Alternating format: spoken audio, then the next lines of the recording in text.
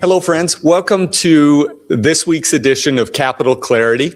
I'm Ron Nate, the president of the Idaho Freedom Foundation, and we host this every week. It's glad to see people here in the audience, and it's glad to be joined by folks at home or at work or wherever they are in their car.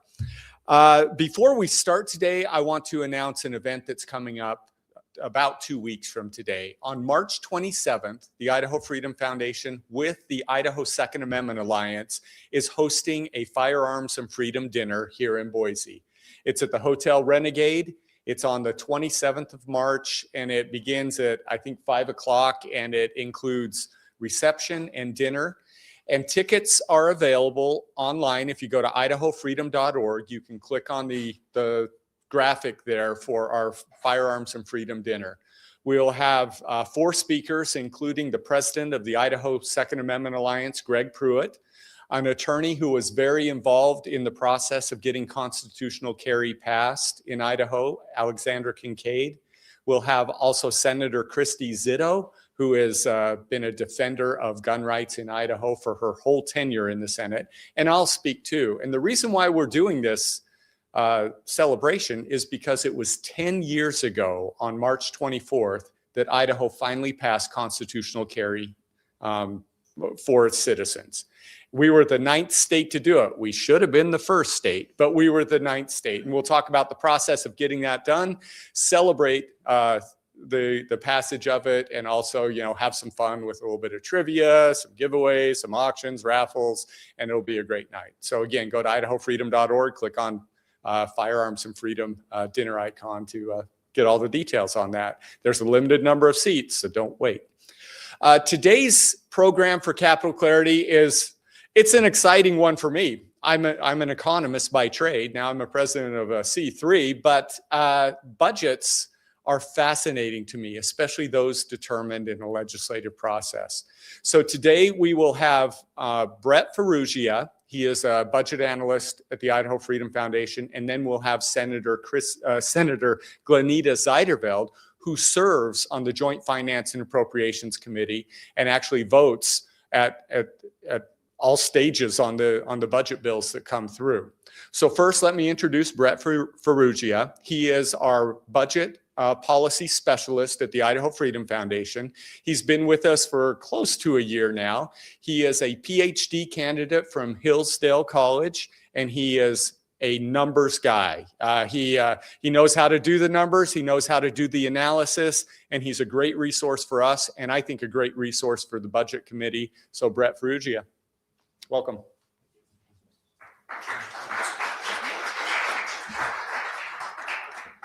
All right, so today I'm going to talk about budgets, which, as Ron alluded to, I like and he likes, but maybe it's not the most interesting topic in the world. So I'm going to throw a little constitutional theory in there, mix it around, and see if we come out with anything good. So I want to start with basically when I arrived, I got thrown into the fire because the governor had just announced a 3% holdback to the budget due to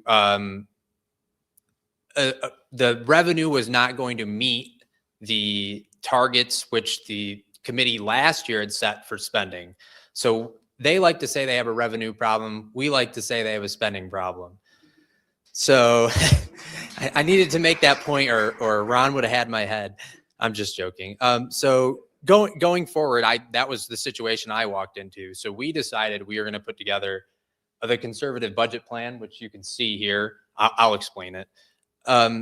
So we wanted to get ahead of the governor by preparing a budget plan that would actually fiscally secure the state for the long term. So what we did when I got here is DFM publishes all the agency requests that they send. The agencies request, we need this much money. They post them on the website. I took all those, looked at them, actually built a program to scan through them, put them all in a big spreadsheet, and then started looking at the numbers and producing graphs and analysis. And what we had decided on is what's a reasonable metric to look at the budget. And we said it's probably population and inflation. So if we looked at the budget, say from 2020 to 2027, what would it be if we just had grown by population inflation? And we found out that using our numbers, it was about 12.3 billion. And last year's budget was 14.3 billion. So you have a massive growth of agencies way exceeding inflation.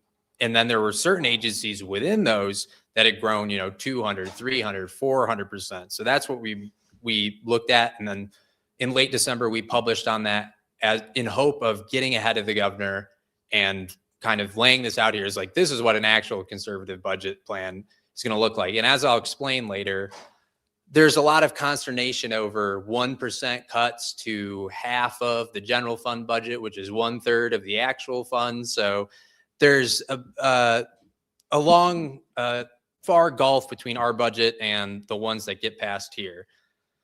So moving on, I want to talk about now, how does the budget process actually work?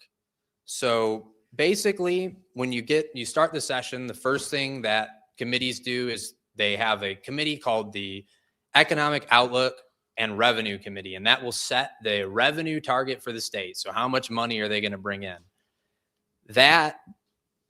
There's a fight there because, well, if you set it really low, you can actually reduce spending because we have a constitutional amendment that says you have to balance the budget. So this number is actually very important. If you set it really high, then you could, spend like a drunken sailor. So that there's all kind of political fights over that. That number gets set. And then what happens from there is JFAC and Glenneda Zuiderveld, who's right there now. She sits on this committee. They have a process. First, maintenance budgets. So, well, first you listen to the agencies for about a month. And what the agencies do is they come in and they say, they will come in and present their budgets and basically say, this is the money we need. This is all the extra things we need.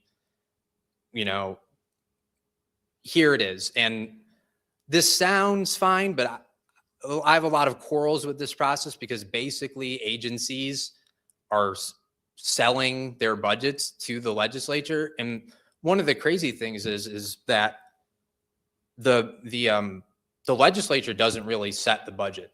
The agencies and the executive branch, so the governor, create a budget, and that is the baseline for everything.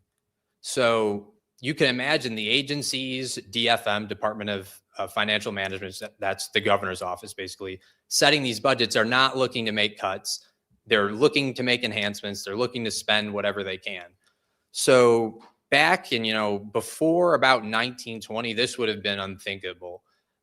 The legislature jealously guarded its power to appropriate money. They wouldn't even let the governor submit a budget, let alone actually take it seriously. In fact, they wouldn't probably even let the governor in this building.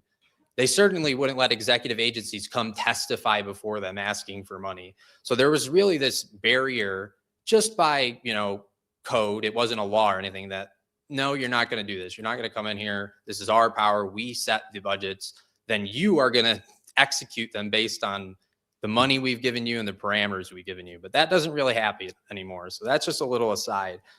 So those agencies get to sell their budget. Then just started about a week and a half ago or 2 weeks ago, we begin what's called the maintenance budget process. So this is a new process. It's only 2 years old, that we take certain spending that's considered essential and we wrap that into budget packages, and they are passed ahead of enhancements. So these include, all the things to keep the agency running and stuff like change in employee compensation, benefits to providers, all kinds of things, or to like insurance costs, all that gets rolled up into the maintenance budget.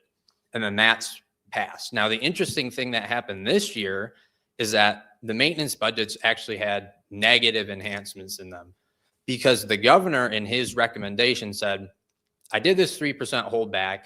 The revenue is not looking great. I want to continue and make permanent that 3% cut. Then JFAC, of their own initiative and to their credit, did additional 2% cuts to the budget. So a total of 5% cuts for the budget.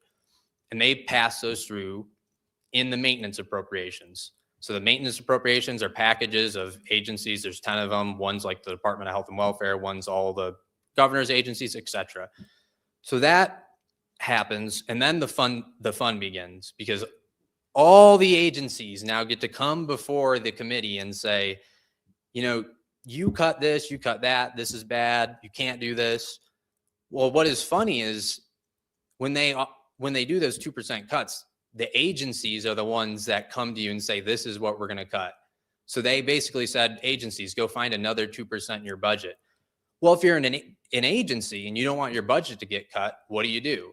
You go find the most important thing you possibly can in your budget, and you say, that's what we're cutting. We have to cut this because, you know, we have 2% budget cuts. This has to go. And it's like, you know, the worst thing you can imagine, like, you know, cancer treatment for children. And it's like, okay, but you have like $10 million in replacement items. You have $50 million sitting in a bank account. This is true.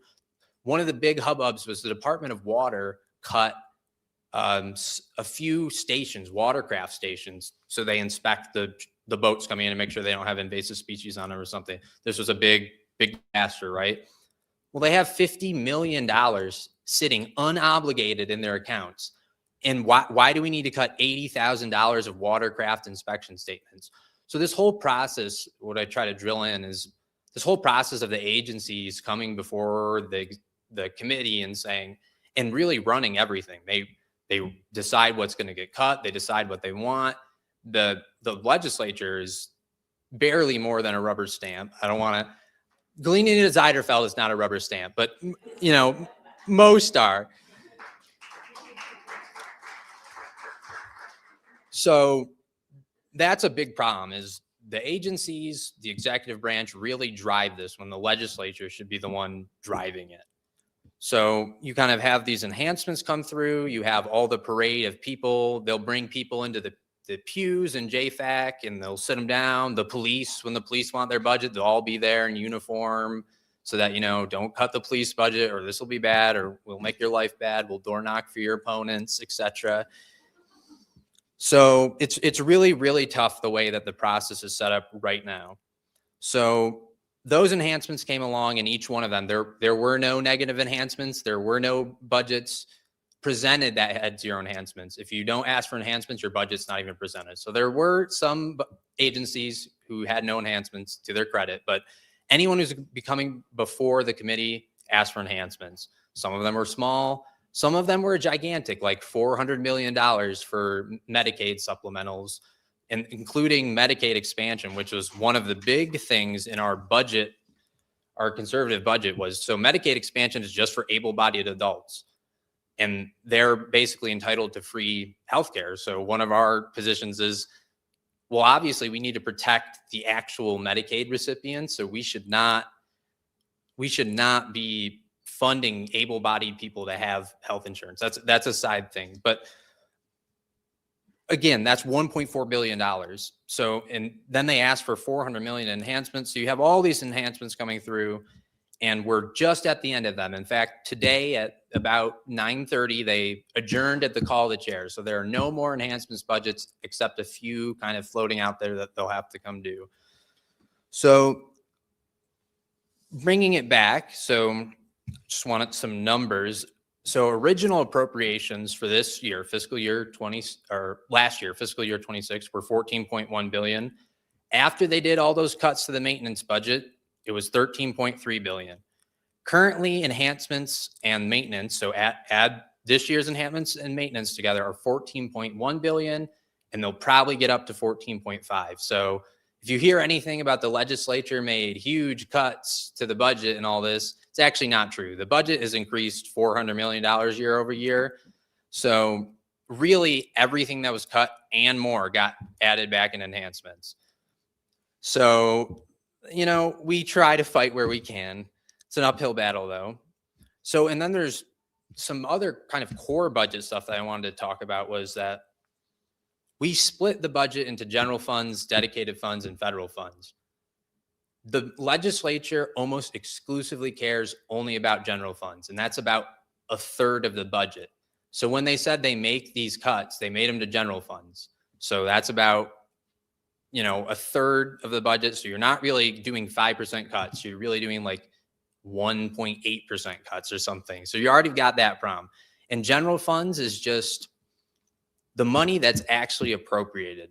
So another constitutional problem with this whole process is that we don't really do appropriations for a lot of our agencies, actually. There are things called continuous appropriations, which are essentially in statute. It just says, we will give this agency $100 million per year, every year. It won't be appropriated. It will just happen.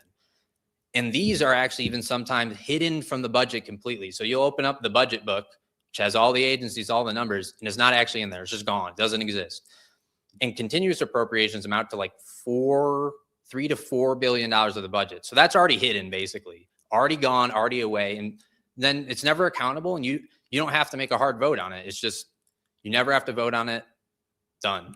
Then there's dedicated funds. So these would be considered like, if you go to Fish and Game and pay a fee, they get that money, and that's dedicated. So it's not a tax, it's not revenue, it's not raised, but that is all appropriated to the agencies, and they can just do whatever they want with it. So that's another problem. And what we've seen over the past many years is shifting general funds to dedicated. So they'll set up dedicated funds and shift that money. So that about 5 years ago, the amount of general funds was like 60% of the budget, and now it's down to like 40. So it's just a constant decline. They're shifting into dedicated funds and then shifting to continuous. So you continually move it to hide the appropriation process. Now, my understanding from my constitutional studies is that's not an appropriation at all. And our Constitution says that all money shall be drawn from the Treasury by appropriations made by law. These are not appropriations made by law. They're nothing. They're hidden. They're either continuous, they're dedicated, and they're all hidden. So that's a massive constitutional process problem with the whole thing, is that, well, we're just going to hide these over here, and then no one will have to think about them anymore. And then you can see how cutting budgets is difficult. Now you're getting narrower part. That's the only part they focus on. So it's very difficult to control spending in any serious manner when you can't even see the budget that you're supposedly working with. So my kind of last point is that we need a better budgeting process. The legislature simply must be in control of its own budgeting process. It has to be taken away from the agencies. It has to be taken away from the agencies and put back in the hands of the legislature. Now, one of the ways I think this could be done is the Legislative Services Office, which is basically, they have a budget division. That's basically JFAC's people. So ostensibly, LSO is supposed to help JFAC do what they want. But what really happens is the governor, DFM, and LSO all work together with the agencies to produce their budgets. So you would think, you ask LSO, go cut this budget by 10%. I want to see what that looks like. Well, they go ask the agency, and then the agency does all the things I told you they were going to do. So there's really little control. So what needs to happen, I think, a very easy step to take is to make LSO accountable to JFAC so that actual conservatives on JFAC have a fighting chance of actually reducing budgets. So the way you could do that is that all these people are currently civil servants. So you can't fire them. So if you get a bunch of, people with Democrat leanings running your LSO office, you can't fire them. You can only fire the head. So make them hireable and fireable, and get rid of the ones who aren't doing what you told them. There's been serious scandals. There have been serious scandals with this coming up where people were told to do something by JFAC, and then it turns out they actually didn't do that thing, LSO people. So there's serious problems with that. And that's a simple way. There's, constitutional things you could do, but that's an easy way to try and get some control over the budget process. So just summing up, the bottom line right now for this year is like a few tens of millions of dollars. It's like 32 right now. So if they go below that, if they go to zero, whole budget process explodes. They have to go back and fix it. And what happens is in the interim, so say on adjournment for the last day, end of March maybe, All that time, the agencies have to spend their money. And what happens at the beginning of the next legislature is they ask for supplementals. So, oh no, Medicaid cost $100 million more than it was supposed to, or what we had predicted. So they have to ask for a supplemental. And if they run out of money before that, they'll have to call a special session. So we are continually floating now with this bottom line being very low. And the bottom line is usually in better years, 100, 200, 300 million. In fact, they came into this legislative session with $400 million on the bottom line, and supplementals took that down to 25 million. So just in supplementals, they spent 375 million in unprojected like Medicaid costs. And that was when the governor said, get your budget under control. Like, we have a serious problem here. And we still spent 375 million on supplementals. So it'll be a fight down to the wire here. It's not even certain that they're going to get out of this with enough money on the in the general fund to actually consider the budget balanced. So I think with that, that's about all I have. 20 minutes exactly. Thank you.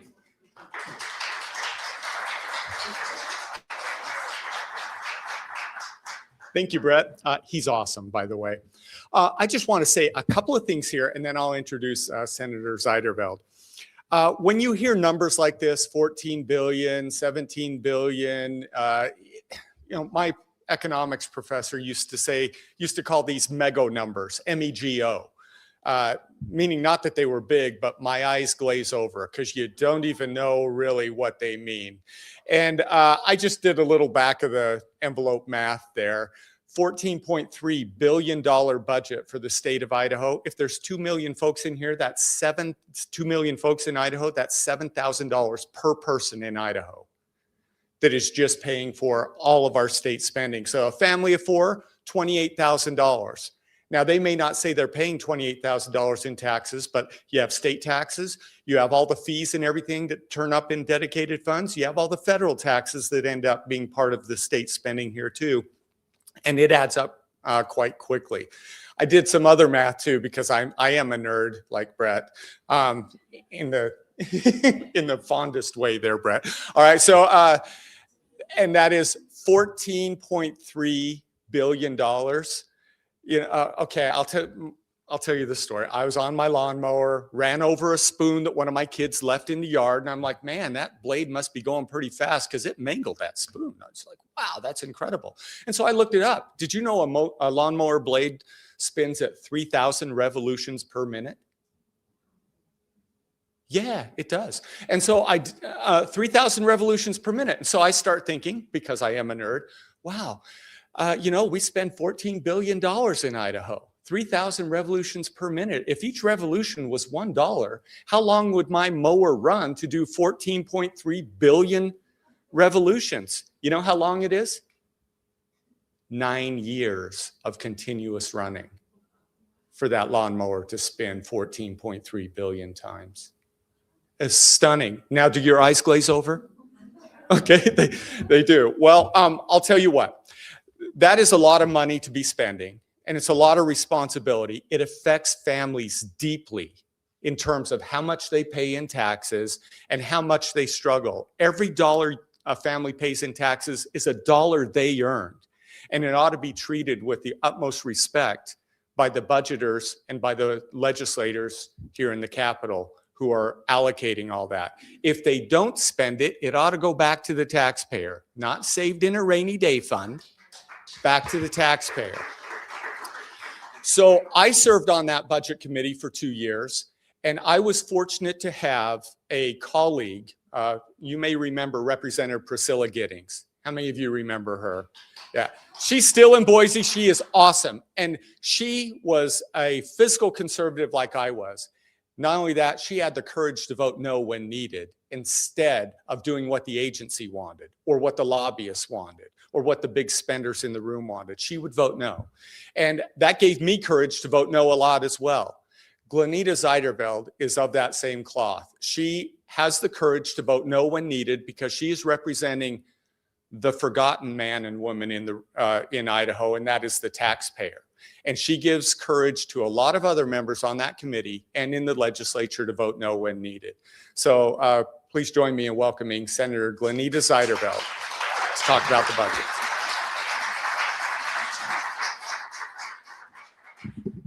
Thank you. Welcome, everybody. Love seeing all your smiling faces.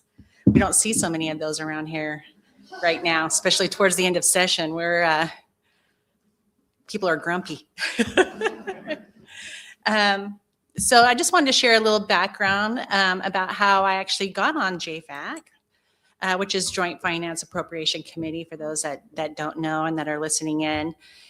This is our number one job. This is what we are supposed to be doing. This is all the bills and everything else is kind of the extra, but our appropriations is the number one job of your legislature.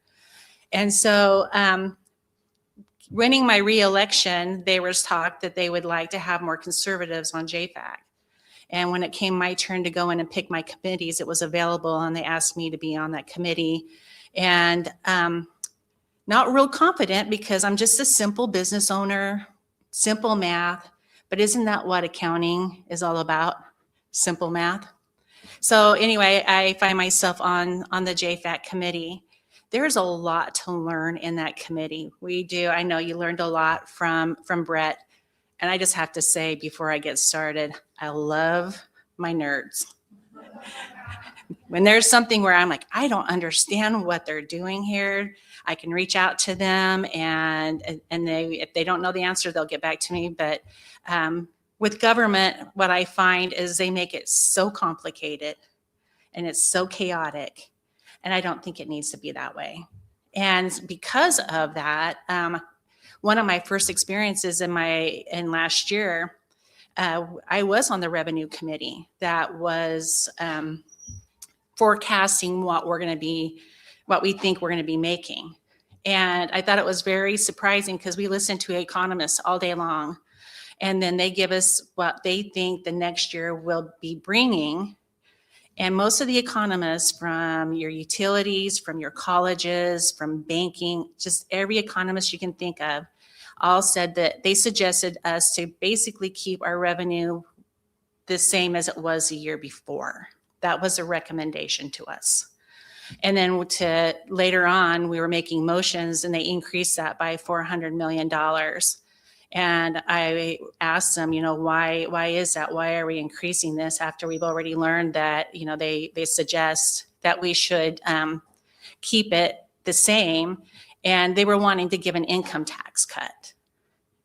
And I'm all about that. The more money we can get back to you, the better. Because I feel like a lot of people are always protecting the government, but not really protecting the people actually who fund the government, which is all of you.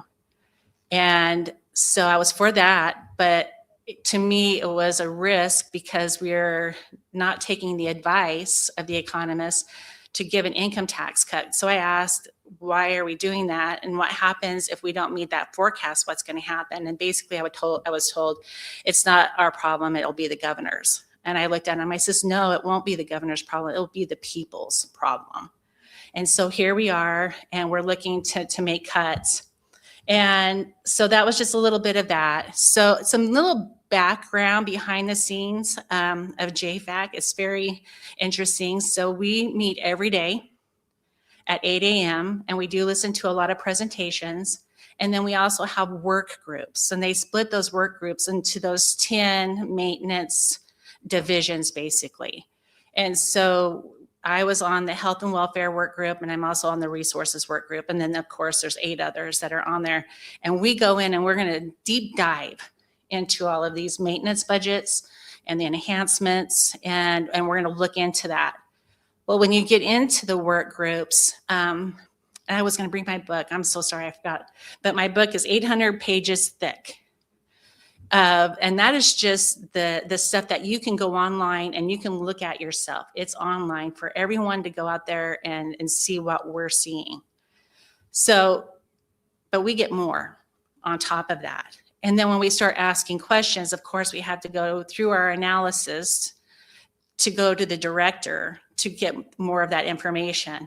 And sometimes they can get it for us and sometimes they can't get it for us. And so we're doing the very best we can to go and look at those budgets the best we can, but there's not enough time in the day. I think if we were to spend 8 hours a day, we would have to spend every day of the year to really get in the bottom of what our budget is. We have really grown it to the point where it's almost impossible to know if they are spending it correctly, if they are spending all of it, or and it's just really difficult. So the other things that, so when we're in those work groups, then we bring in the motions for those. And so the purpose of the maintenance is to basically keep Idaho going. So when you hear that, oh, Senator so-and-so's defunding this or defunding that, we don't defund anything. That's actually part of our problem. We don't defund anything. And so we don't, because the maintenance keeps it going. The enhancements, where they start getting upset, is those extras that we put back in there that they're saying that they need to have, more computers, more vehicles. They need to have more space for their data, just whatever they think that they need on top of what the maintenance is. And so that's basically how that works. And so when we go through the maintenance, we always do those first. We vote on those first, and we do try to get into them, but we always kind of just say, okay, let's just, look at that, give a number on those maintenance, and then we go on to keep that going. We are actually in the process of doing the enhancements now, as was Brett shared. And again, we do that through the work groups. And through those work groups, we go back and forth, we argue, and try to bring that down. But it's really hard because there's not really a heart to reduce anything. We actually just got done voting on the health and welfare maintenance budget on the floor. It was killed. 25 votes no and 10 for it. And we were, on our debates, we were split because some thought it was not enough cuts and the other one thought it was too much. So now what happens with that maintenance budget, now it goes back to us. We're going to rework it, and we're going to see what we can do to see how we can get it across both chambers. When I was looking at that, with the health and welfare, just to give you an example, we, in our general funds, how he was talking general funds, that's our state revenue. And then dedicated funds is like basically from your fees and your fines and money from our lands and just other areas that we get other money. And then we have the federal. So on health and welfare, where my debate is the general fund part for our state is about $1.2 billion. Our revenue that we're forecasting this next year is $5.8 billion. So we've already taken out $1 billion from health and welfare. It's not sustainable. That's why I keep telling everybody. And what we're seeing in our budgets is it's not the federal is starting to take back part of their portion. And then of course, if we don't do something with that program, then the state has to start increasing it. And that's why we're starting to see the increase of the state budget going up on these programs, because the federal is taking away part of theirs. For example, on the SNAP program with the One Big Beautiful Bill, which is an enhancement coming through, they're going to be removing $4 million from the federal. So the match was 50-50 and now it's 75-25. So now we have to pick up that amount of $4 million. So our state revenue has to make that up to continue that SNAP program. And that we're seeing that in a lot of different agencies, different areas of that. So that's just some information. It is difficult. I'm usually one of the only no's, and it's hard to sit in that room with everybody in the pews. I do have one friendly face to look over a lot of times and not feel all alone. And there's others that will join depending on what it is. So I'm not always the only no vote, but I'm the only no vote on majority of it. And they pretty much know that's where I'm at. And they'll tell me, well, we have to spend this. We have to pay for this. Well, when you look at our Constitution, we don't. Health and welfare is not something constitutionally obligated. In the US and in the state constitution, we're not obligated to that. Then you look at the, even with the schools, we're obligated to pay for K through 12, but we don't have upper education. Only the University of Idaho is in our constitution that we're obligated to fund. All the other colleges are not that constitutional obligation. And so, so if we were to really take our oath seriously, we would be looking at these budgets in a way, what are we constitutionally obligated to fund? And we're getting to the point where it is, like I was sharing, it's getting to the point where it's unsustainable. And I sit in committee, and a lot of times I'll hear from the senators next to me about, if we get rid of this program, 3 people just died, and if we get rid of this, people are going to die. And then I actually looked up and I thought, well, how many people who are working every day die in Idaho that are funding these entitlement programs? 40 people a year in Idaho die on the job. And those are the people that is keeping Idaho going. Those are the people that are enforcing that. But we don't hear that because we're only hearing, if we get rid of this program, that people are going to die. Well, truth is, people die every day. I don't mean that to be heartless, but that's just where we're at.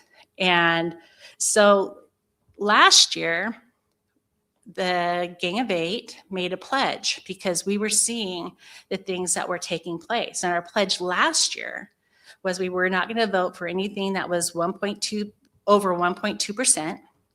We were going to do no new federal money, no full-time positions, and it was last year's, there's something else anywhere. But if they would have joined us on that pledge, we would have saved Idaho $1 billion, and we wouldn't be where we're at today if they would have joined us. So this year we made another pledge, and we do this pledge because it makes sure that we're accountable to you. We're looking out for you. And so this year we're doing the no new federal funding. We're doing no new state employees, which we're getting a lot more of those, by the way. No increased enhancements to existing budgets, and then maintenance budgets must include meaningful cuts.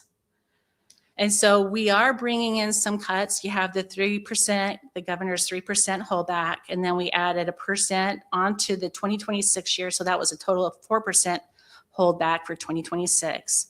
And then for 2027, we added 2%. So that's a total of 5% that we are trying to bring down. And so, and that's what the maintenance budgets that we're voting on right now. You'll see that in the maintenance budgets.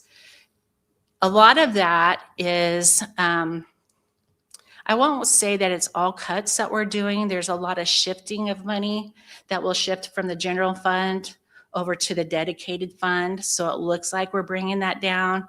And then there's also buckets of money everywhere. And we're saying, oh, because we over appropriated this year, there's a bucket of money here, let's put it back in the general fund.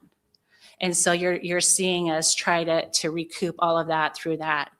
And so going forward, it'll depend on you guys actually reaching out, educating yourselves on that. Like I said, there's information out there. Just go dig through it so that you guys could have a better idea on what we're doing, because you're the ones that hold us accountable. And we do answer to you and not to the agencies. Because the agencies, they don't want to give up employment. They don't want to give up any of their programs. A lot of it is a big overhead. You know, a lot of it goes into your administrative costs. I don't know what it is, and maybe one of my nerds over there can get it for us one day. How much on the dollar, how much actually goes to the program? And I would have to say, I'm going to just make just kind of an educated guess there, but I would have to say maybe only 25% of every tax dollar goes to the actual program. That's how big the administrative cost is. I was just looking up today, and from 2028 to this year, we have increased our full-time positions by 6,400 people. So your state right now employs 30,700 people. That is the largest sole employer in the state of Idaho. That's not sustainable. We can't keep that up. And they've grown that in just less than 10 years, 26%. We can't keep that up. So that's showing you the administrative areas on getting that money out there. Another interesting thing I would like to share, we do a lot of audits. And I found it very interesting that with some of the audits, they were telling us that with our new LUMA program, which I call QuickBooks on steroids, so that's all of your money that they keep track of and how they spend it. They were telling us that the agencies cannot balance with the LUMA program. They weren't balancing. And I says, well, that means we don't have a balanced budget then. And they're like, no, we're balanced. And I said, but if we can't balance our books on LUMA, I says, that's kind of a problem. So what do we really have? So they went through that and they worked on it. I don't know, maybe a month ago, we heard again that the agencies in our LUMA program cannot balance with what we have in the bank. And again, I get big eyes glazed over and I'm like, then we really don't have a balanced budget. No, we're balanced. We know what we got. I says, but do we really know what we have? Because just what we show that we have in the bank doesn't mean that's really what we have, because there's a lot of outgoing bills. So we don't really know what we have. And it's a very, very big concern for me. And a lot of them don't want to share that truth because, it's people will get afraid, but we don't need to be afraid. We don't need to be afraid of the truth. We need to know the truth so that way we can actually correct the things that we're doing and making it better, and then have a reason why, we can't afford to keep this going. And so I think that is pretty much what I have for now. I mean, I would just love to take questions. That's going to be easier for me because there is so much information that I can share, but I don't want you guys to be glazed over like I get glazed over in JFAC. So, but if you guys would like to ask any questions, I would definitely do that. And then you guys can come up and, yep. Okay. We have a mic in the middle for questions, and just so you know, you are on camera when you're asking a question, and the mic there helps people at home hear it too. Before we step into questions, I want to show you something.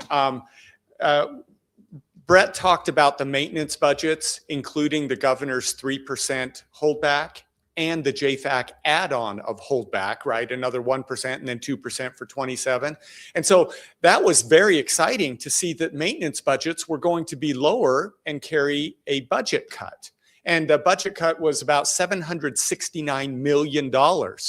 And so we're looking at that going, okay, but if enhancements overpower that, you're not going to have cuts. So we started tracking it. Brett would give me the numbers, I'd do the graphics, and we'd see, and sure enough, this JFAC man, or Pac-Man, whatever you want to call it, JFAC ate up all those budget cuts. So now we are at a point where we no longer have budget cuts, and now we're piling on increases.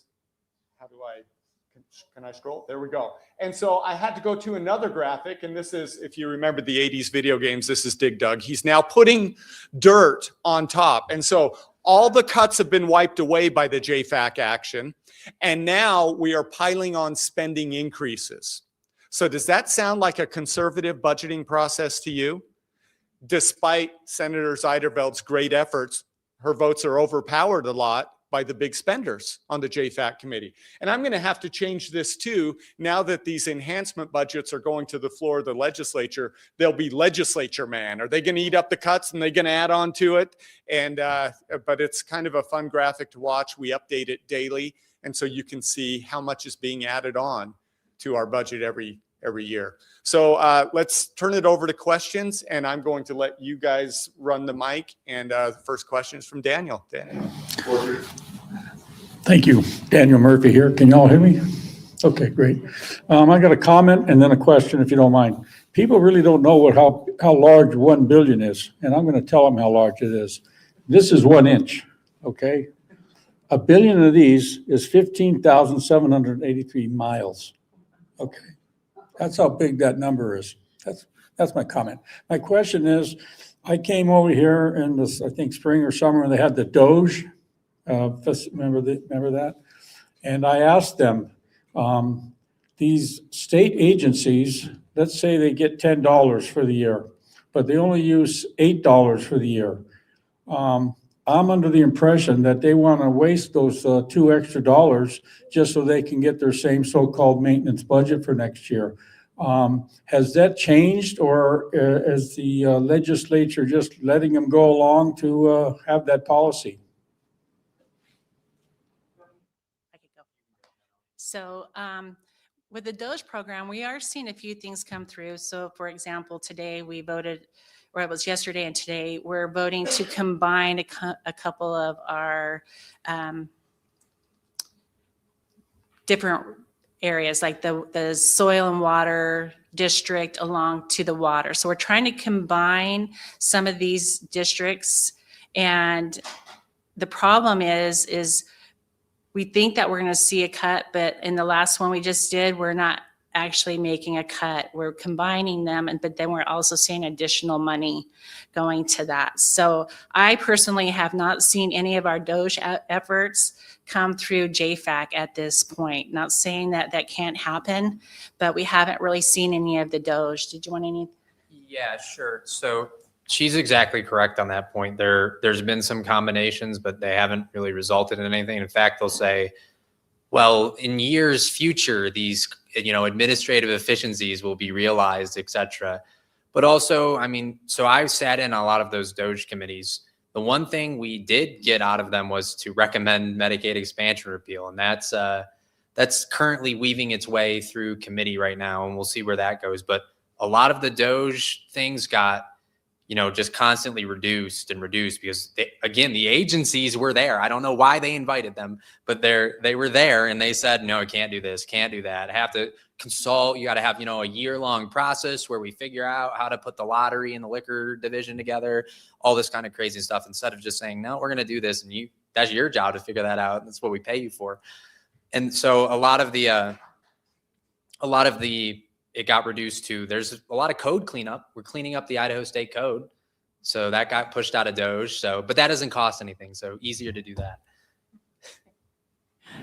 Okay, so part of mine was Doge, but the rest of it is, and maybe this is too simplistic, but two things. Looks like the system is broken and we're trying to keep putting Band-Aids on a system where the legislators or JFAC don't really have the power. So is there a solution to that? And of course, then in the meantime, can't we cut from the top? You talked about administration costs. So, maybe the top doesn't want to be cut. So are you guys don't really have the power to cut administration costs from salaries? Maybe, I might not understand state salaries and, what's contracted. And that might be a Doge project, but can you address those questions? So to your point about first administrative costs is a lot of the problems with surveying an agency from the outside, and Glenneda talked about this, is I don't know if the Department of Health and Welfare needs 300 people or 350 or 200 or 10 or 1,000.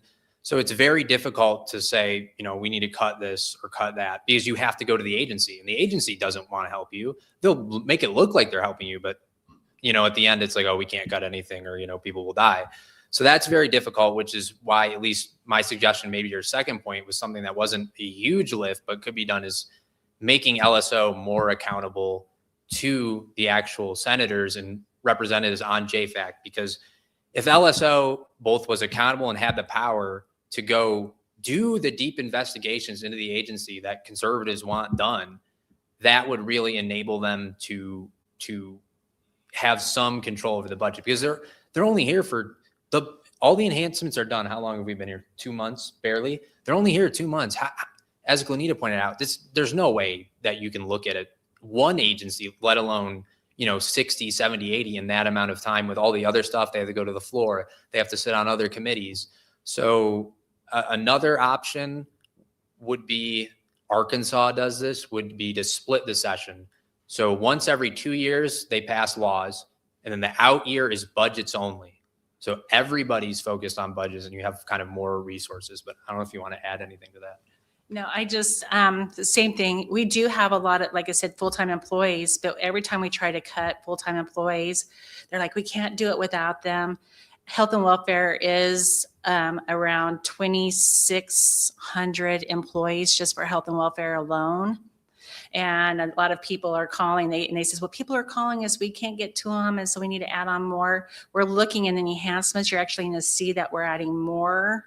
And when I say it got through the committee. I didn't vote for it, obviously, but we're adding on more full-time employees because they keep telling us that they need to have more to take care of the different programs, and especially in health and welfare because of the entitlement. So part of the enhancement you'll see is the population growth.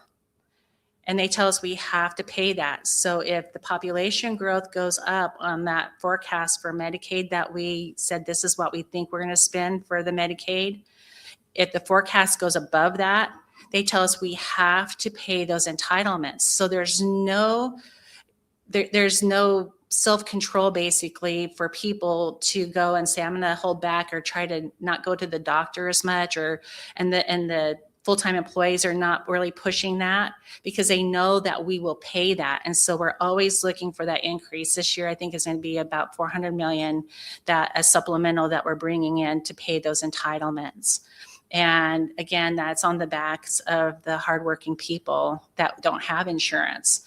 But as far as the agencies, I do think that we could cut back a lot of those positions and just tell them this is what you have to work with and make it happen. That's what regular businesses do. But it's difficult because you have to have the heart and courage. It's not an easy thing to do because they're very, very convincing why we should continue to do that. But I think it just comes down to you guys electing more conservatives to go in there and be willing to say that we're going to make these cuts, figure out how we're going to do it. To fix the system that the agencies are not given the voice because they didn't used to have it. Like, how did that evolve and how can it go out the door? So for years, they've been adding on commissions. So we have a lot of commissions, in ag, there's so many commissions and all these different areas. So the governor has added on these commissions which we're not constitutionally obligated to have. I think we're only supposed to have 20, and I think we're at almost 300 commissions. And so they all get funds. And so part of that is to actually get a governor that says, you know what, we're going to start taking away these commissions because, like the grain commission, the wine commission, the Hispanic commission, there's all these commissions. They need to go back to where they're just raising the money for their commission basically off of charity and doing fundraisers, but they come to us and ask for more money. The other thing that the Senate does that the House doesn't do is we, as a Senate, when the governor puts a new director in or somebody over one of those commissions, as a Senate, we vote to approve whoever he's putting into these positions. And I think as a Senate, if that's our responsibility, then maybe it could also be our responsibility to say that we no longer want to have that.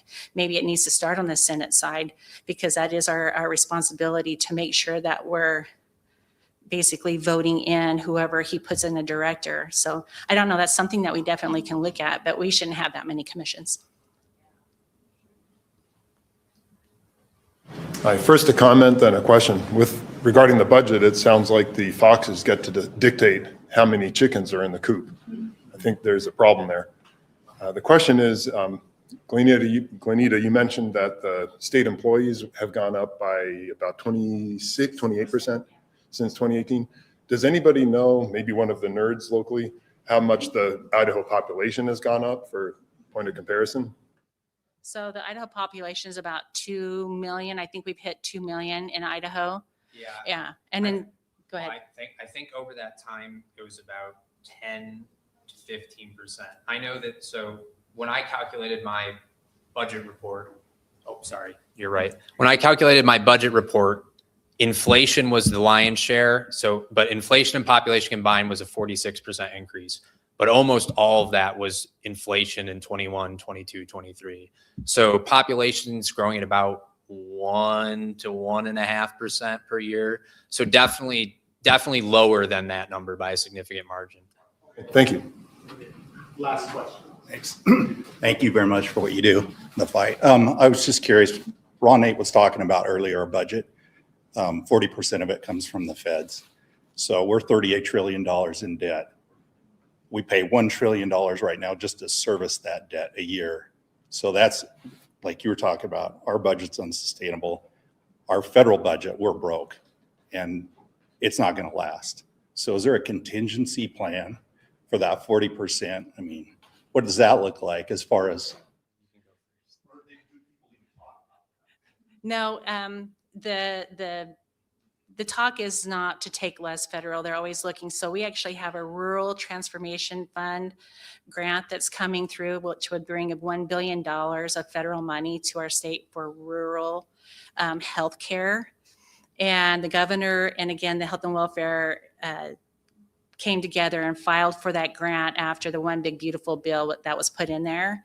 And so we are not weaning ourselves off of it. And that's the other problem. A lot of the money, so ARPA, we did this in 2020 ARPA funds, which they actually said is basically stealing from our grandchildren.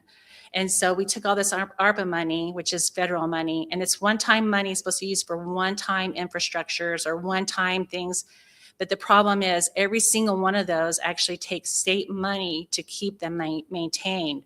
So even though that money is coming in and helping, we still have to take from our revenue in this with the state to maintain these programs. So rural health is coming up.